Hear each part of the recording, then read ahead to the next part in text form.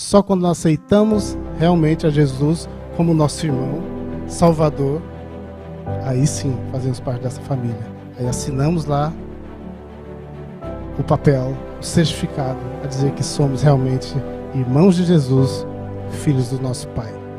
Esse Pai, que é o chefe da família, Ele é o dono de tudo. Fazer parte da família de Deus é um grande privilégio. Mas também tem a sua responsabilidade. E somos mordomos de Deus. Ele entrega tudo em nossas mãos para que possamos administrar corretamente. Como? Em nosso favor, em favor do nosso próximo e em favor da causa do Evangelho. Muito bom dia a todos. Feliz sábado. Que bom podermos estar aqui nesta manhã de sábado, na presença do nosso Deus. Como vimos essa semana, como uma grande família. Independentemente de onde nascemos, como fomos criados, nós fazemos parte de uma só família. Ano novo, lição nova, primeiro trimestre aí, com um tema maravilhoso. Sabe, queridos, eu às vezes fico meditando de como são preparadas as lições da escola sabatina.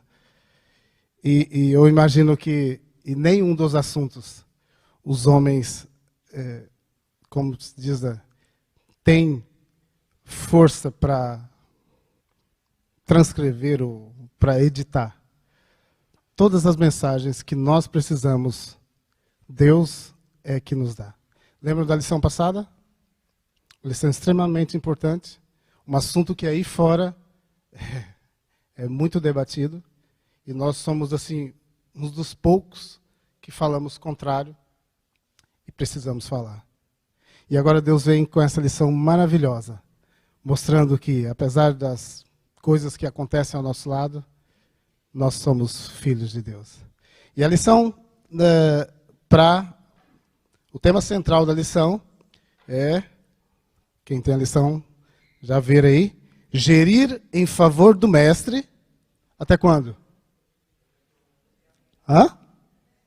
Até que ele venha. Até que ele venha. E o tema para essa semana é parte da família de Deus. Parte da família de Deus. Você e eu fazemos parte da família de Deus. Sim, queridos. Como filhos de Deus, e só somos filhos de Deus por algumas razões. Ele nos criou, Ele nos redimiu, e Ele nos chama povo seu. Não é isso? São coisas que nós vamos ver. Meu querido, fazer parte da família de Deus é um grande privilégio. Mas também tem a sua responsabilidade. E nós, durante essa semana, vimos vários detalhes e vamos ver aqui, recapitular. Né? Também somos mordomos de Deus. Ele entrega tudo em nossas mãos para que possamos administrar corretamente. Como? Em nosso favor, em favor do nosso próximo e em favor da causa do Evangelho.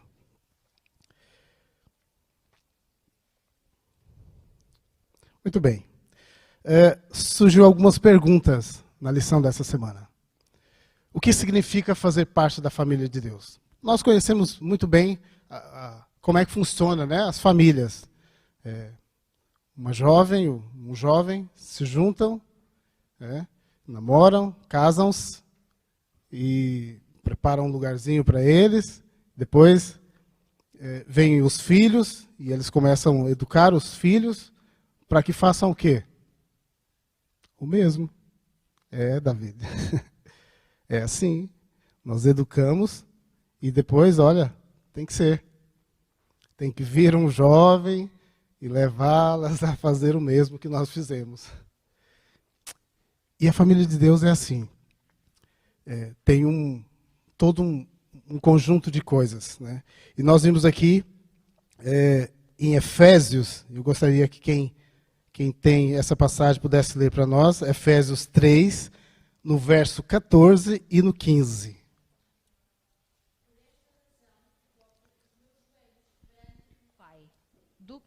Peço desculpa. Por esta razão dobro os meus joelhos perante o Pai, do qual toda a família nos céus e na terra toma o meu nome. Que razão? Que causa? O Evangelho. Porque ali no capítulo, nós vimos, né? Ele estava a falar sobre o Evangelho. E por esta causa, eu dobro os meus joelhos, o apóstolo Paulo dizendo, sobre aquele que toda a família humana depende. O fato de Jesus nos ensinar que Deus é o nosso Pai é uma evidência, né? Que nós fazemos parte dessa grande família. E nós vimos também na oração modelo, que diz o quê?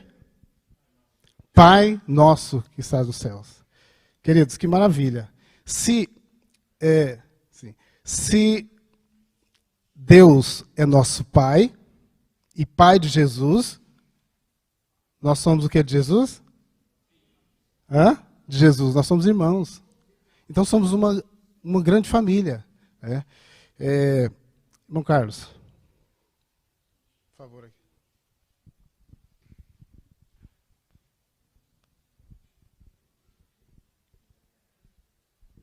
Toda alma vivente é família de Deus, mas nem todos são nascidos de Deus. Nascidos de Deus através do sangue de Jesus Cristo. Só alguns o aceitam. É verdade, a lição ela fala sobre isso, né?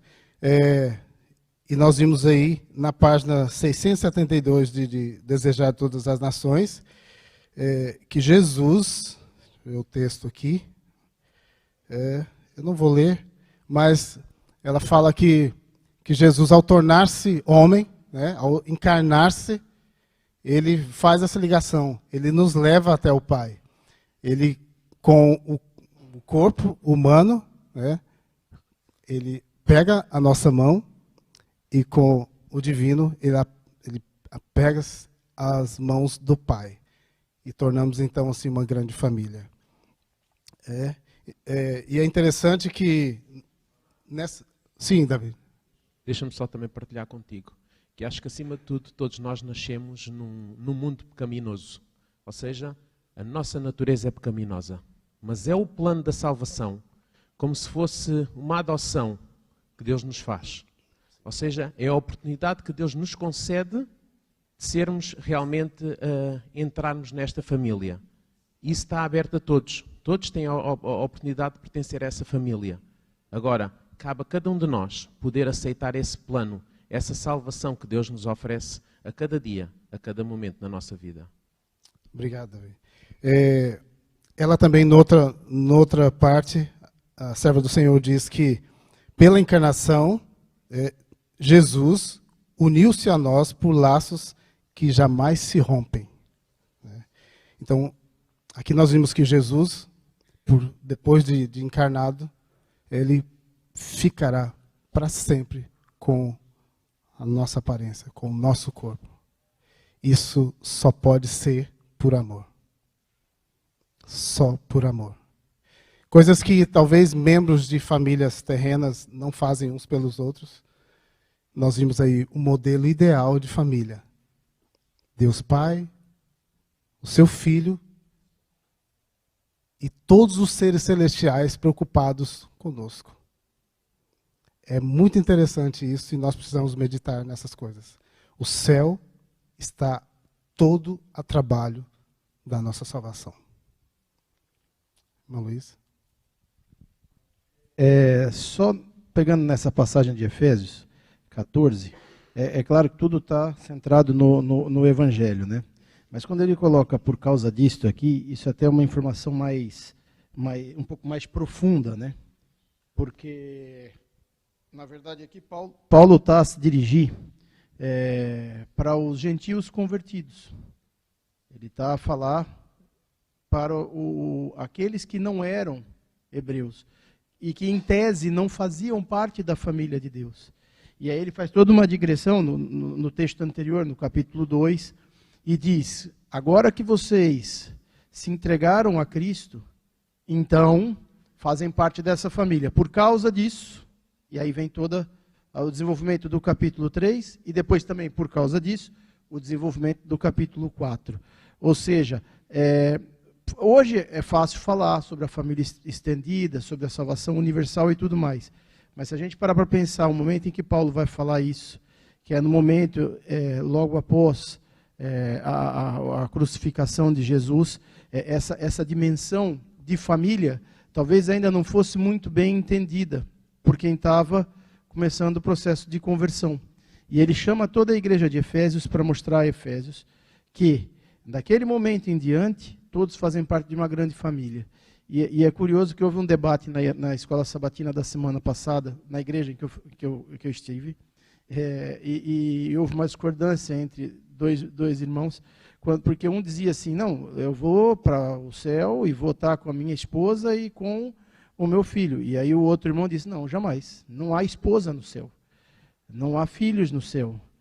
No céu não vai haver isso. Essa ideia que a gente tem aqui de concepção de família. E aí um defendia a sua tese com um texto bíblico e o outro usava outro texto bíblico. Mas o que eu acho assim, que é relevante, na verdade, ao que me parece, com relação ao estudo da família, e é curioso que o tema foi tocado no assunto da última semana do trimestre passado, que assim, teoricamente não tem nada a ver, né, com o trimestriário desse ano, mas para você ver como as coisas vão se ligar nessa questão do estudo das lições e a gente extrai sumo de cada um dos trimestriários e vai usando depois para frente. E a família é uma só. Não acredito que vai ser o modelo que nós conhecemos na Terra. Não acredito que lá no céu nós vamos estar preocupados mais em achar o namorado dos nossos filhos para casarem com outros filhos. Eu acho que lá seremos todos iguais. E teremos um só pai. Né? Sim, nós conhecemos esse modelo. E o que nós sabemos, irmãos, é assim, muitas vezes nós estudamos muito e nunca vamos saber tudo, tem temas difíceis e que nós precisamos, às vezes, comentar sobre isso, mas não criar, nós não estamos aqui, nós somos uma família e não vamos criar problemas com o nosso irmão por causa dos temas que nós não entendemos. Então, assim, essa questão nós sabemos, a irmã White fala sobre isso, que nós vamos para o céu, podemos até viver como a família daqui, mas não teremos os sentimentos carnais da família terrena. Agora, além disso, não sabemos, né? Então, temos que, não só nesse assunto, como em todos os assuntos que não é totalmente compreensível a nós, precisamos ter cuidado. Diz-nos que o único Filho de Deus é Jesus Cristo. Por exemplo, em João 3,16, diz que porque Deus amou o mundo de tal maneira que deu o seu único Filho. Então, como é que nós podemos entender que todos nós também somos filhos de Deus? Ser filho de Deus não é uma elite, não é pertencer a uma elite. Ser filho de Deus é fazer a vontade de Deus e é seguir o modelo de Jesus Cristo. Porque podemos cair no mesmo erro que os israelitas caíram, que é povo separado, um povo escolhido. Então, eu só posso ser filho de Deus se pertencer a este povo, seja por circuncisão, seja por o que for, seja por descendência. Mas Jesus, contrariando esta opinião dos judeus, ele vai dizer para aqueles que só obedeciam à lei pela formalidade e não criam em Jesus Cristo. Ele diz, vocês pertencem ao vosso pai, o diabo. Porquê? Porque querem realizar o desejo dele. Ele foi homicida desde o princípio e não se apegou à verdade. O que é que isto nos quer dizer? É que o pecado criou esta separação que não era para existir. Todos nós somos criados por Deus e todos nós, por isso, deveríamos ser chamados filhos de Deus. Sou um filho de Deus quando por ser adventista, não é por nascer de pais adventistas, mas sim por fazer a vontade do meu Pai que está nos céus. Obrigado. Vamos avançar. Eu não sei até que hora. 10:10. Tá, vamos lá. Queria aproveitar aqueles irmãos que estão nos assistindo via as redes sociais e que possam também estar se beneficiando dessa bênção que é o estudo da palavra. E aproveito para mandar um abraço para a família também que nos assiste lá, os amigos da igreja que nós frequentávamos. devem estar vendo, não sei se já acordaram, mas que todos possam receber grande bênção com o estudo ou com a recapitulação dessa lição dessa semana. Deus é o dono de tudo. Lisete, por favor. Somos todos, na realidade, filhos, pecadores de Deus, carenciados da graça deste Filho e também das competências que o Espírito Santo nos vai dando. Mas somos filhos de Deus. E essa é a grande honra. É que somos filhos pecadores. Somos uns filhos diferentes de todos os outros, mas somos os filhos de Deus, pecadores, carenciados da graça do nosso irmão Jesus Cristo. E também da bênção que o Espírito Santo nos dá dia a dia na orientação e na guia para esse pai, esse filho. É como se, para provar o ADN, tivesse que pegar do sangue do nosso irmão, do primogênito.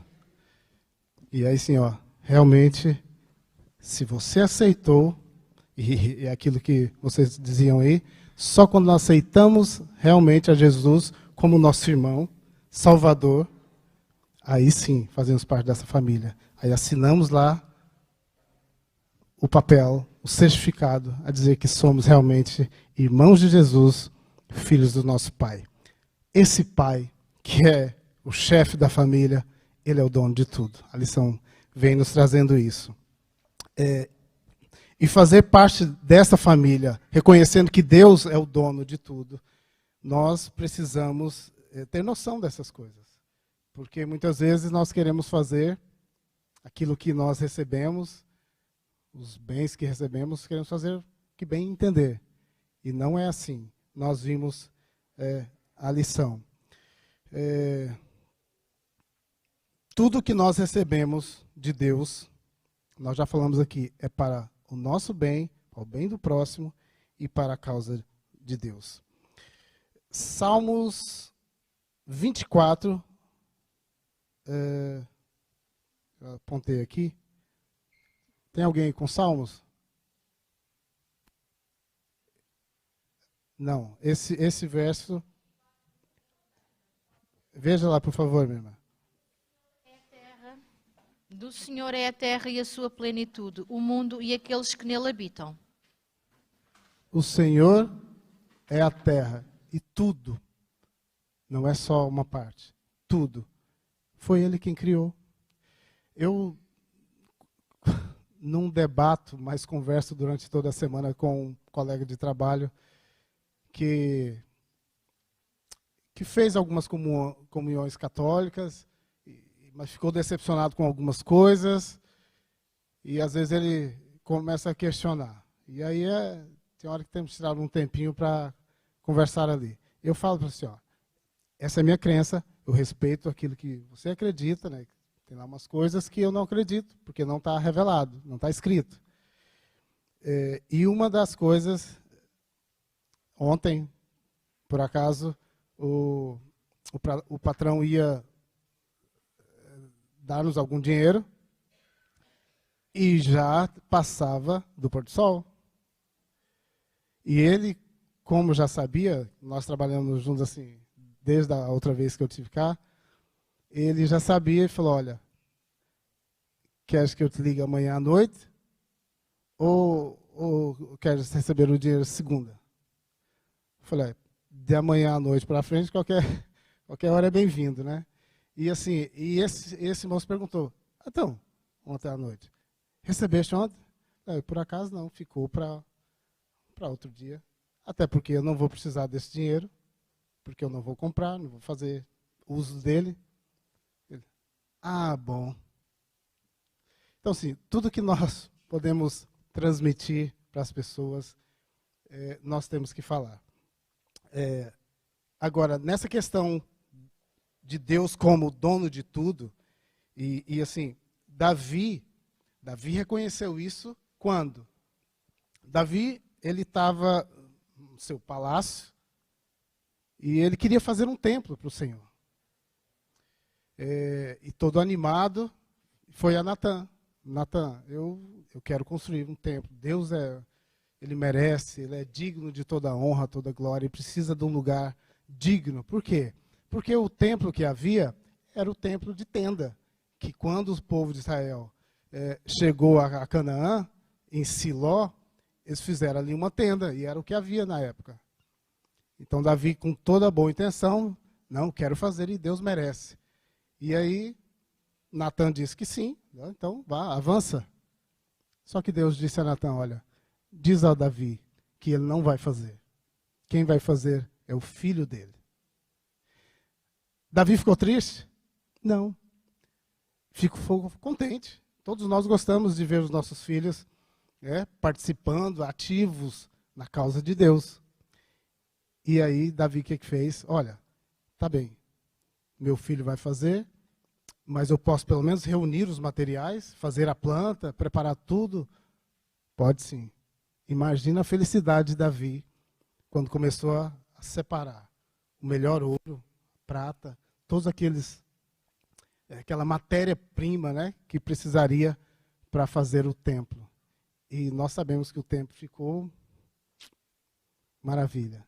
Então, Davi reconhece que Deus é o dono de tudo. E aqui, no final do verso, eu creio que é o 5, me ajudem aí. Eu estou sem óculos e estou com dificuldade em achar aqui Salmos 24, você leu o verso 1, Filomena? Eu acho que é o 4, veja lá. Vou ver o 4. Deixa eu ver se eu encontro aqui.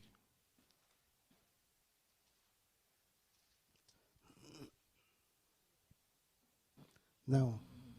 Tá aqui o 4 também. Não, só um segundo aí, Filomena. No verso 1, ele diz que Deus é o dono de tudo. Né? No verso 3, há uma pergunta. Quem é que vai lá fazer parte da família de Deus? Aí ele responde. Lê, por favor, Filomena. 24:4, Isso. Aquele que é limpo de mãos e puro de coração, que não entrega a sua alma à vaidade, nem jura enganosamente. Muito bem. Então, quem é que vai fazer parte dessa família? Nós falamos que Jesus vai une, né, a família terrena com a família celestial. E quem é que vai fazer parte dessa família? Aqueles que forem limpos, aqueles que reconhecerem a Deus como o Todo-Poderoso, dono de todas as coisas. E aqui, em Crônicas, é onde eu queria, no final do verso 14, 1 Crônicas. 1 Crônicas,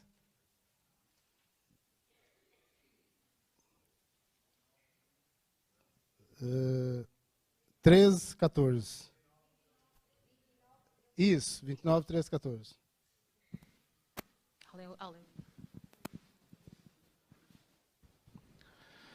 Agora, pois, ó nosso Deus, graças te damos e louvamos o teu glorioso nome. Mas quem sou eu e quem é o meu povo para que pudéssemos fazer ofertas tão voluntariamente? Porque tudo vem de ti e do que é teu, tu damos. Que interessante.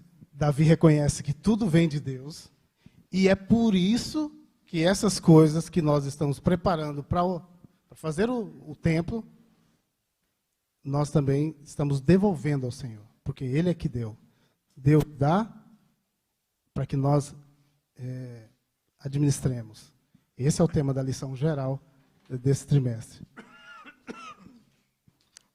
Bom dia.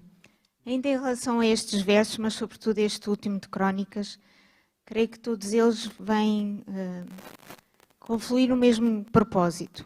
O senso de dependência que devemos ter, se Deus é dono de todas as coisas, é o proprietário, e também vai desenvolver em nós o sentimento de generosidade e de gratidão. Porque se nós formos também desenvolver a humildade, percebemos quem é o dono de todas as coisas e também vamos poder repartir com os outros aqueles que mais necessitam. Portanto, todo este senso de quem é Deus e de quem somos nós faz esta dependência e faz desenvolver muitos atributos no nosso caráter. Obrigado. E é uma coisa que nós não podemos deixar de falar. Isso não é um culto sobre mordomia, mas o Senhor nos dá saúde, o Senhor nos dá habilidades para podermos trabalhar e ganhar o nosso sustento. E qual é o reconhecimento que nós damos a Ele, de que Ele é o dono de tudo? O que é que nós fazemos para reconhecer que Deus é dono de tudo e nos deu saúde, nos deu trabalho, nos deu os bens?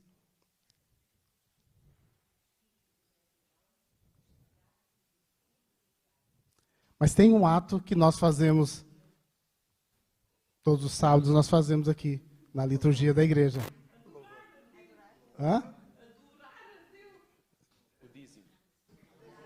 O dízimo. Os dízimos e as ofertas. Gratidão. Gratidão e reconhecimento. Senhor, foi o Senhor que me deu saúde. Eu não conseguiria sair para trabalhar se Deus não me desse a saúde. E se eu não saio para trabalhar, a não ser aqueles que já estão com a conta assim, bem abastecida, que tem esse privilégio, glória a Deus por isso. Mas enquanto não temos que sair para trabalhar. E eu quero confessar para vocês, tem dia que é difícil. Tem dias difíceis. Mas que Deus nos abençoe para que possamos reconhecer isso e trazer à casa do Senhor o reconhecimento da soberania dele. Diga, pastor. Eu gosto muito desta expressão, que tudo que nós vamos dar a Deus, da sua mão lhe damos. Quer dizer, é realmente uma forma extraordinária de dizer que nós estamos a entregar aquilo que Deus nos deu. Mas, sobretudo, dizer isto, a bênção do dízimo, das ofertas, ou das esmolas que nós possamos fazer fora da igreja, a bênção principal recai sobre o dador e não sobre o recebedor. Okay? Nunca devemos esquecer isto. A bênção recai sobre o dador. Se eu dou uma esmola a um pobre, que eu sei se calhar até será para uma causa menos digna, se eu sei que é, não devo dar, não é? Mas na dúvida nós damos, porque a bênção recai sobre o dador e não sobre o recebedor. O que ele fizer com o dinheiro será da sua... Um dia vou contar uma experiência que eu tive com a questão da falta da devolução do dízimo. Aconteceu aqui em Portugal. Um dia eu vou ter a oportunidade de contar isso. A alegria de devolvermos a Deus aquilo que Ele nos dá é tremenda. E quem faz sabe disso. Bom dia, meu irmão. Estamos a falar do meu departamento, que é a mordomia, e não posso deixar passar sem dizer uma palavra. Realmente é muito importante os dízimos e as ofertas que nós devolvemos ao Senhor. Não damos, devolvemos, porque é uma parte que lhe pertence a Ele. Mas, acima de tudo, o que Deus deseja mais de nós, como mordomos, é a nossa entrega total a Ele. E, neste campo, também procurar os nossos irmãos que estão fora para entregar ao Pai aqueles que estão afastados por qualquer motivo que nós não sabemos, não é? Procurá-los e trazê-los à casa do Senhor como uma oferta ao Senhor, porque também pertencem a Deus. Obrigada. Amém, minha querida. É aquilo que nós dissemos. Os bens é para nos servir a nós, para servir ao próximo, e a pregação do Evangelho. A causa de Deus que é buscar essas pessoas.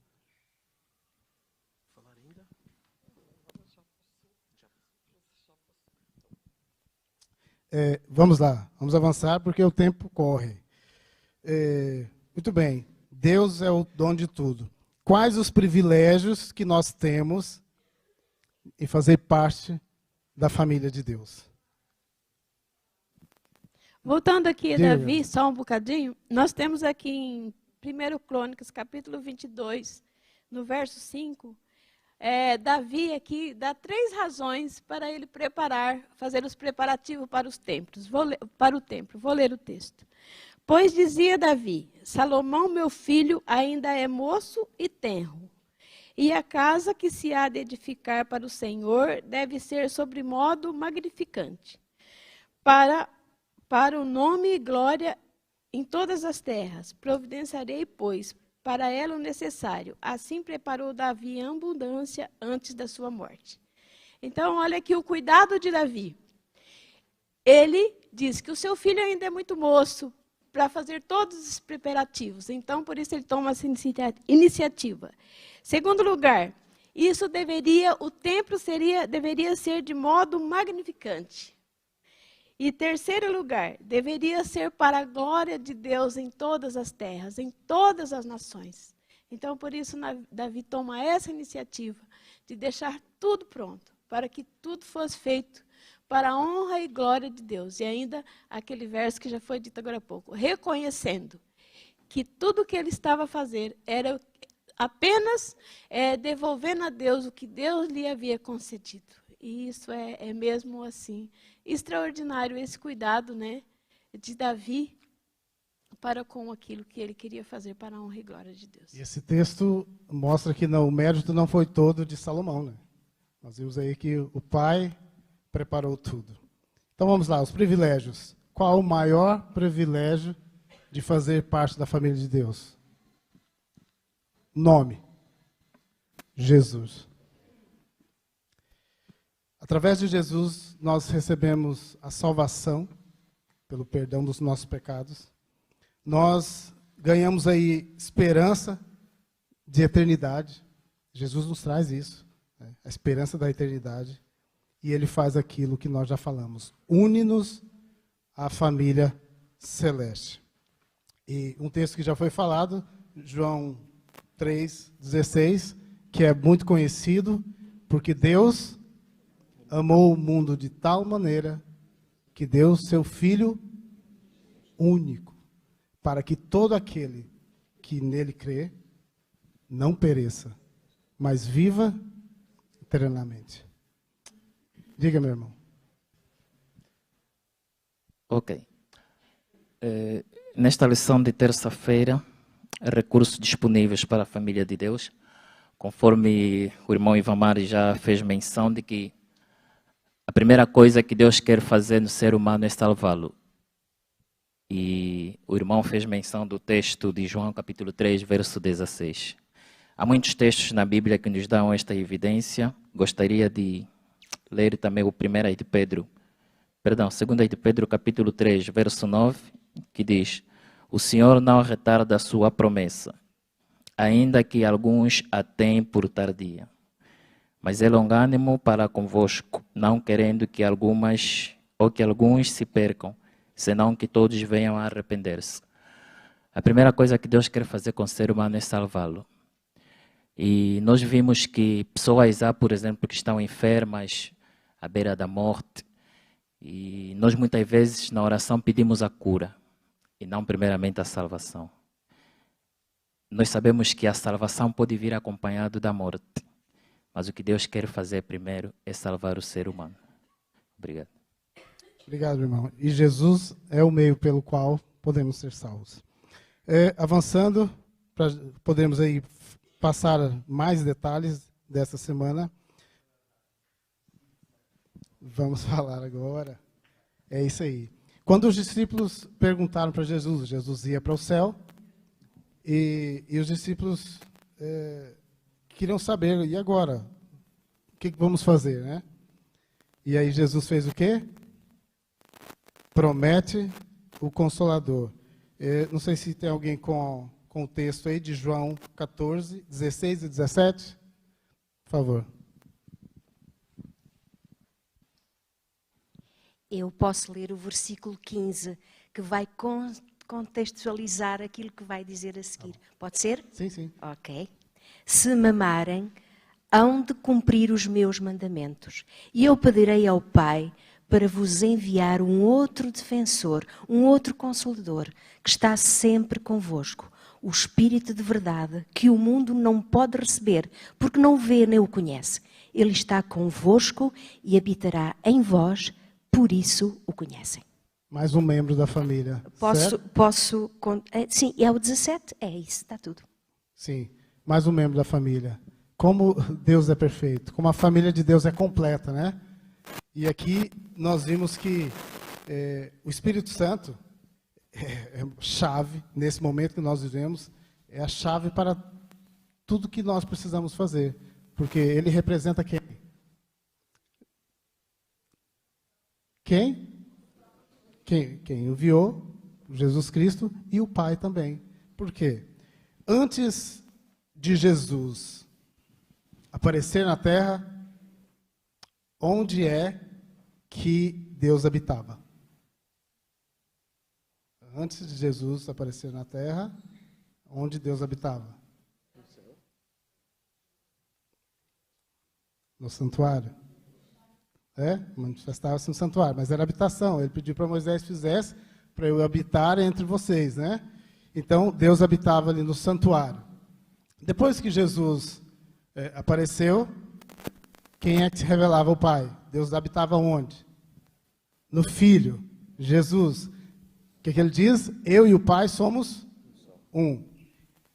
Muito bem. E depois que Jesus foi para o céu, Deus habita onde?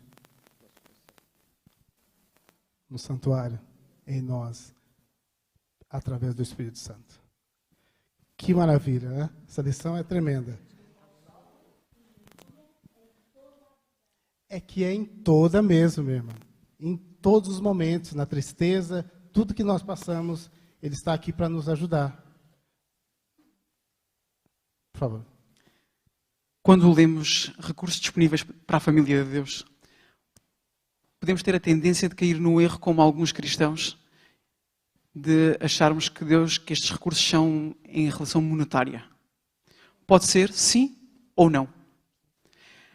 Porque Jesus disse, busquei primeiro o reino de Deus. E todas as outras coisas serão acrescentadas. Que outras coisas? Sabemos que David, no Salmo 23, diz, o Senhor é meu pastor e nada me faltará. Já estamos sobre isto e este nada me faltará não tem a ver com alimentos, não tem a ver com dinheiro, Ele não me faltará. Deus não me faltará. Se eu busco em primeiro lugar. Porque todas as outras coisas serão acrescentadas. Jesus disse, eu não me preocupo mais do que com as flores do campo, com os pássaros. Deus preocupa-se muito mais connosco. Nós somos criatura feitas à imagem e semelhança de Deus. Ele preocupa-se de uma forma muito especial connosco. E David, neste Salmo 23, diz, Senhor, ainda que eu passe pelo vale da sombra da morte, eu não temerei mal nenhum. Gosto muito de uma frase do pastor Bulhon, que diz, Deus dá mais a uns e menos a outros, mas a nenhum falta. E que neste momento, que Deus não falte no coração de nenhum daquilo que está aqui presente. Porque nas necessidades, todos temos as nossas necessidades. Todos. Uns de dinheiro, outros por falta de amor, seja do que for. Todos temos as nossas necessidades. Mas com Deus, em primeiro lugar, essas necessidades serão supridas. Amém. Junto com o Espírito Santo, vem mais privilégios. Dons que estão à nossa disposição. Quais seriam esses dons?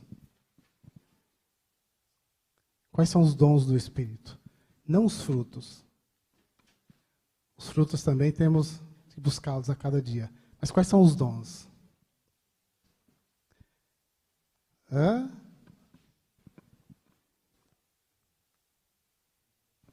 Então, ninguém vai me ajudar? As habilidades que Deus nos dá para a causa dele. O que o apóstolo diz? Uns para apóstolos, outros para profecia. Diga lá, minha irmã.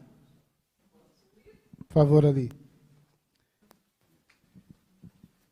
Eu pus o texto aí, mas não apontei aqui. Efésios 4, 11 a 12 diz assim: E ele mesmo deu uns para apóstolos, e outros para profetas, e outros para evangelistas, e outros para pastores e doutores, querendo o aperfeiçoamento dos santos para a obra do ministério, para a edificação do corpo de Cristo. Isso quer dizer, então, que quem não é pastor, quem não tem o dom da profecia, quem não faz pregação, quem não passa a lição da escola sabatina, não tem dom?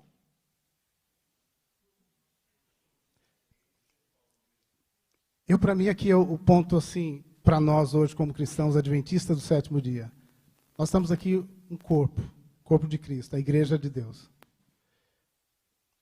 Será que nós vamos, quando pensamos em vir à igreja, primeiro que nós, é algo que fazemos de errado, que é, vou ao culto.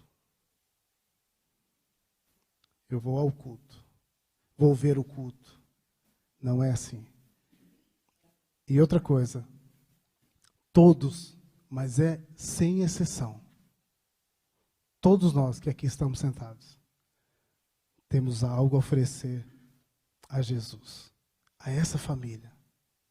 Queridos, não é fácil, mas mesmo dentro de casa, a família tem responsabilidades. O pai tem as suas responsabilidades, a mãe tem, os filhos também, sejam maiores, sejam menores. Todos temos responsabilidades dentro desta família. E dentro da família de Deus não é diferente. Se você está sentado aqui, talvez eu possa estar falando para alguém que está em casa, que não tem vindo a esse templo.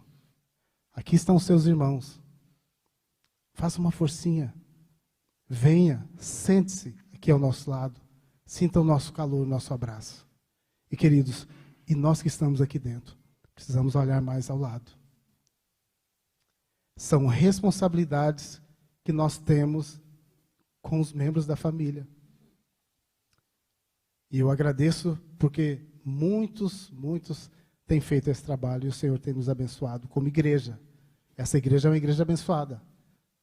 Desde o tempo que eu conheço. Que o Senhor possa continuar abençoando essa igreja, as famílias dessa igreja, e que nós nunca esqueçamos que todos nós somos parte de uma grande família. A família de Deus. Vamos avançar para ver mais coisas. Responsabilidades. Nós falamos um pouquinho, mas a Bíblia diz que Deus tem amor? Não, a Bíblia diz que Deus é amor. E Ele pede que, como seus filhos, façamos o quê? O amemos de todo o coração. O que é isso, amar de todo o coração? O que é amor? Deus é amor.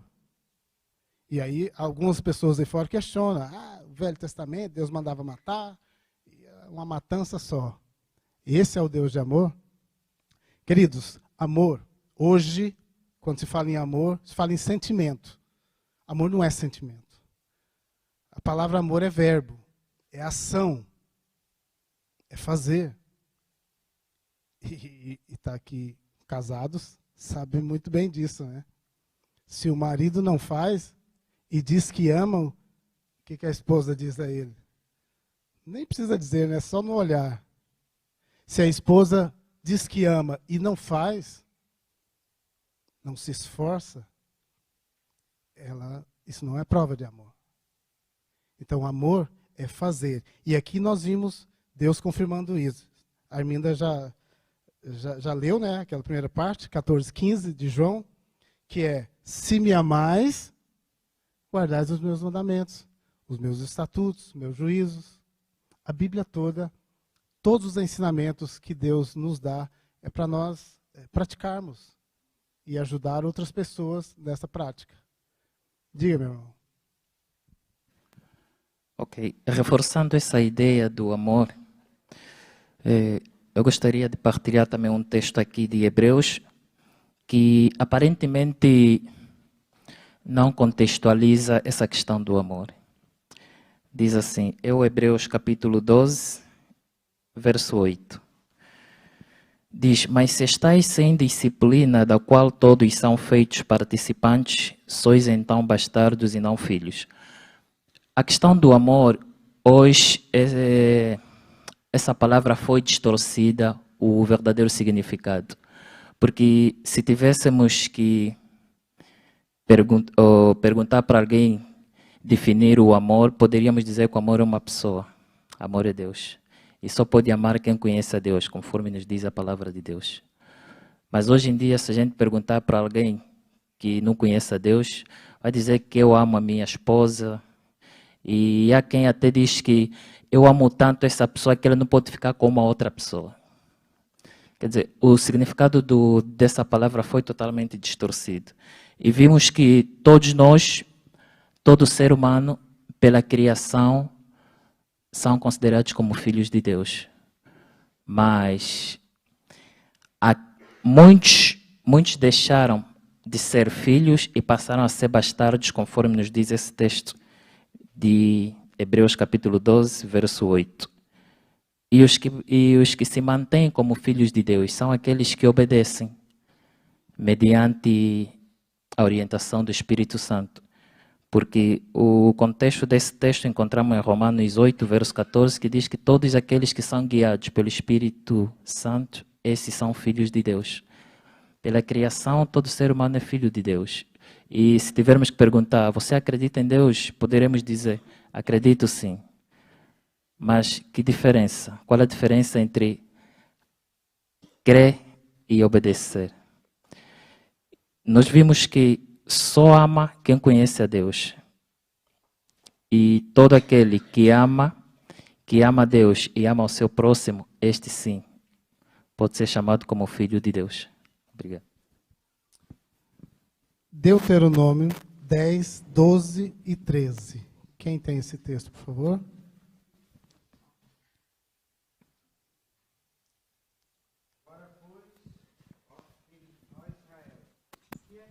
Só um pouquinho, irmão. Chegar aí o microfone. Obrigado.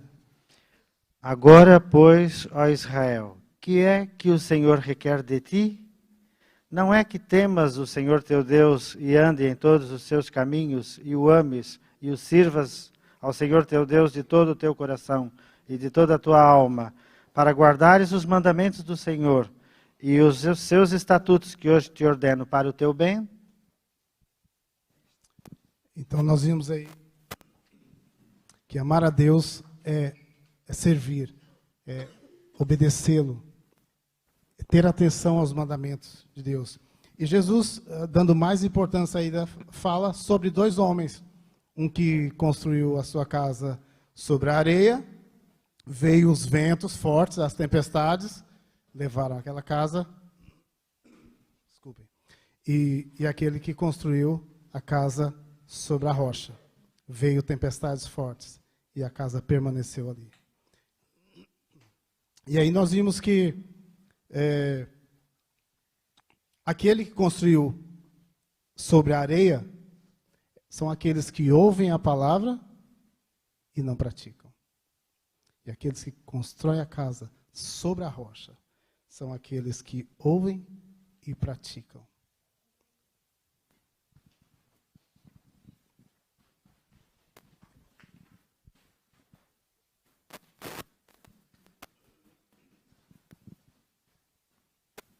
Procuram um fundamento sólido. E este fundamento sólido, de certeza que é muito mais custoso, mas de certeza que é muito mais valioso. Portanto, implica uma preparação, implica uma entrega no ouvir, no pedir, no praticar. Para com Deus e para com aqueles que estão ao nosso lado. Mas, sem dúvida, ficamos muito mais ricos se nos prepararmos, se nos entregarmos, porque o custo vale a pena. Verdade, minha irmã. E eu queria fazer um apelo. Talvez algumas pessoas não se interessam muito no estudo da lição. Mas talvez é difícil pegar a Bíblia e estar a ler. Mas no estudo da lição, você estuda a Bíblia. E cresce com isso. E tem forças. Por que muitas vezes, como cristãos, nós estamos abatidos, às vezes não queremos ir à igreja, ou quando vimos, estamos assim, só falar coisas pessimistas? A palavra de Deus, ela nos dá esse poder. Mesmo que tenhamos aflições, em Deus nós vamos sorrir. Diante das adversidades, nós vamos sorrir e vamos aceitar as coisas que Deus nos impõe. Só para fechar essa parte aqui. Quais são assim, as características de amar a Deus de todo o coração, de toda a alma e de todo o entendimento? Amar a Deus de todo o coração. Nós já vimos que amar não é só sentimento, mas há sentimento também. Então é amar com sinceridade e paixão. Amar com toda a tua alma, com as habilidades, com os recursos que você tem. E amar com toda a força com responsabilidade e equilíbrio. Nesses pontos, quando nós fazemos isso em prol da nossa própria vida, em prol da vida das pessoas, nós estamos aí demonstrando o amor de Deus. Guardar a lei, devemos guardar a lei e, no entanto, não sermos chamados filhos de Deus. Porque em Mateus 7:21, e já mencionaste isso, Jesus disse muito diretamente: não todo aquele que me diz Senhor, Senhor, entrará no reino dos céus, mas aquele que faz a vontade do meu Pai. E eu não conheço, sinceramente não conheço, nenhuma nação que guarde tão bem a lei de Deus como os judeus. Sinceramente não conheço. E nós às vezes podemos cair nesse extremismo de guardarmos a lei e não termos o relacionamento com o dono da lei. Porque o que é a lei, senão o carácter do próprio Deus? Quando eu guardo a lei porque me relaciono com Ele, eu guardo porque o amo. Não guardo como um filho que está em casa e obedece à lei de Deus, simplesmente porque tem medo dos castigos que podem advir de não obedecer à lei de Deus. E muitas vezes podemos guardar a lei com medo de castigos. E vivemos nesse clima de medo, nesse clima de deixa-me fazer isto para que eu seja aceito por Deus, deixa-me fazer isto. Não é assim que funciona com Deus. O que funciona com Deus é: filho, faz isto se tu realmente me amas. Um relacionamento, se tu realmente tens um relacionamento íntimo comigo, vais perceber o quanto eu te amo, o quanto eu te amei, apontar o meu único filho por amor de ti. E se tu compreendes isso, então guarda os meus mandamentos. Obrigado. Temos que encerrar. Já levantaram-se ali 3 dedinhos. Nós vimos na parte de quinta-feira tesouros no céu. Mateus 6, 19 a 21. Quem tem o texto? Ou não dei para ninguém? O Enoque já leu? Não acumuleis para vós outros tesouros sobre a terra, onde a traça e a ferrugem corrói, e onde ladrões escavam e roubam. Mas ajunteis para vós outros tesouros no céu, onde nem a ferrugem corrói, e onde ladrões não escavam nem roubam. Porque onde está o teu tesouro, aí estará também o teu coração. Fiquei imaginando esse texto. Onde é que a traça costuma ir? A roupa, os guarda-fatos. Vai lá, faz um buraquinho e vai tecendo, né? Aquela roupagem dela. Há muita gente, muitos de nós temos aí o guarda-fatos lotado e nós usamos talvez nem a metade daquilo que temos. E quando nós lemos esse texto, não acumular, talvez quem tenha grandes coisas nem imagina que está acumulando. Aquilo que você não está usando está empatado. Dê aquilo para alguém. Não deixe que a traça estrague os seus vestidos. E aí vimos também a questão a ferrugem geralmente no metal, né? Nos metais, não tem o ferro, mas outros metais têm outros tipos de ferrugens também, que comem. E aí não só as roupas, mas também ferramentas que temos e outras coisas que poderíamos doar às pessoas e ficamos guardando aquilo. Isso é meu e eu não dou a ninguém. Vai estragar, mas eu não dou a ninguém. E faz-me lembrar também a questão dos ladrões. Há uns bons anos atrás, lá no Brasil, em Fortaleza, uns ladrões fizeram um túnel atrás por dentro, né, alugaram um cômodo e ali fizeram um buraco, fizeram um túnel e chegaram até o cofre de um banco. E ali assaltaram. Foi um dos grandes assaltos aí mundiais, foi aquele lá. E aqui a Bíblia fala, não guardem coisas que os ladrões vão. E aí nós sabemos aqui que são coisas espirituais. Tudo que for espiritual, tudo que for para a nossa salvação e para a salvação do outro, precisamos guardar essas coisas conosco. Pastor, temos que terminar. Eu gosto muito acho que é extraordinário nós termos a possibilidade de transmitir a escola sabatina também, não apenas o culto, mas às vezes é limitativo de algumas coisas. Eu vou contar uma experiência de uma igreja que eu vivi, em que havia uma certa dificuldade nos irmãos em ofertar os dízimos, as ofertas, tudo isso, porque diziam que o dinheiro vinha todo para o continente. Passado algum tempo, houve ali um grande cataclismo, um grande sismo, que depois do sismo de 1755 foi o maior sismo vivido em Portugal. E muitos irmãos ficaram com as casas destruídas e houve uma ajuda tremenda da Igreja Adventista, quer a nível nacional, quer a nível mundial. Para dizer que a Igreja tradicional, não posso mencionar, mas a Igreja tradicional deu cerca de 400 contos para esse sismo, a ajuda do sismo. A Igreja Adventista deu naquele momento 12.000 contos. Era muito dinheiro, era uma proporção muito grande.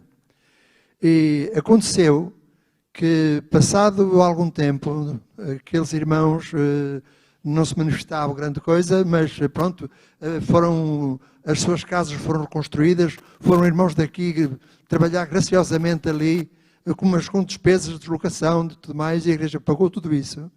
E passado uns 2 anos, eu recebi uma comunicação da União, dizendo o que é que tinha acontecido com a igreja, não vou mencionar a igreja, porque os dízimos tinham triplicado. Isto tinha mostrado que é pena que às vezes as pessoas aprendam pelo sofrimento. Porque nós somos realmente uma igreja a nível mundial. Estamos a olhar agora para o trimensário e estamos a ver que uma das ofertas do 13º sábado, a igreja de Portugal está incluída, e neste caso, particularmente de Setúbal. Temos um alcance mundial. Nós somos pobres, mas temos uma igreja rica, porque temos um pai rico que sabe dar as suas bênçãos a todos os seus filhos. E termino com o texto de Parábolas de Jesus, que diz o seguinte: o dinheiro é de grande valor, porque pode realizar grande bem. Nas mãos dos filhos de Deus é alimento para o faminto, água para o sedento e roupa para quem precisa. É proteção para o oprimido e meio para socorrer o enfermo. Mas o dinheiro não é de mais valor que a areia. Que nós possamos praticar as coisas que estudamos durante essa semana. E por favor, quem não teve a oportunidade de estudar, estude a lição. Temos aprendido muito. E atenção, aquilo que você está aprendendo vai servir para você. A lição diz, é para o bem. Vai ser para você. Em dado momento, vais precisar daquele conhecimento. E que Deus possa nos abençoar a todos e nos dar um sábado alegre na presença dele.